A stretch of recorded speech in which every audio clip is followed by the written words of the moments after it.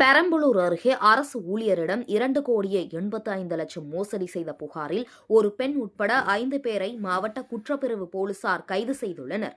பெரம்பலூர் அருகே உள்ள சிறுகுடல் கிராமத்தைச் சேர்ந்தவர் நாகராஜன். அரசு ஊழியரான இவரிடம் எளம்பலூர் சாலை முத்துநகரில் வசித்து வரும் சிவகுமார், ராஜகோபால், ராஜசேகர், பஜிலா பேகம் மற்றும் புகழ் ஆகியோர் தங்களை அறிமுகம் செய்து கொண்டனர்.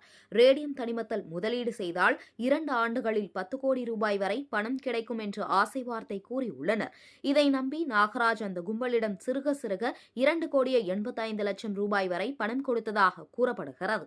தொடக்கத்தில் சிறிய அளவில் பெற்ற பணத்திற்கு அதிக லாபத்தை கொடுத்து நாகராஜனை நம்ப வைத்த கும்பல் 2,85,00,000 வாங்கிய பிறகு நாகராஜனை ஏமாற்றியதுடன் கொடுத்த பணத்தை கேட்க சென்ற அவருக்கு கொலை மிரட்டல் விடுத்துள்ளதாக தெரிகிறது. இதையடுத்து பாதிக்கப்பட்ட நாகராஜன் பெரம்பலூர் மாவட்ட காவல் கண்காணிப்பாளர் அலுவலகத்தில் கொடுத்த புகாரின் பேரில் விசாரணை மேற்கொண்ட மாவட்ட குற்றப்பிரிவு போலீசார் 5 பேரையும் கைது செய்து நீதிமன்றத்தில் ஆஜர்படுத்தி சிறையில் அடைத்தனர். ரேடியம் தனிமத்தல் முதலீடு செய்தால் கோடிகளில் லாபம் கிடைக்கும் என்று கூறி அரசு ஊழியரிடம் ரூபாய் 2,85,00,000 மோசடி செய்துள்ள சம்பவம் பெரம்பலூரில் பரபரப்பை ஏற்படுத்தியுள்ளது.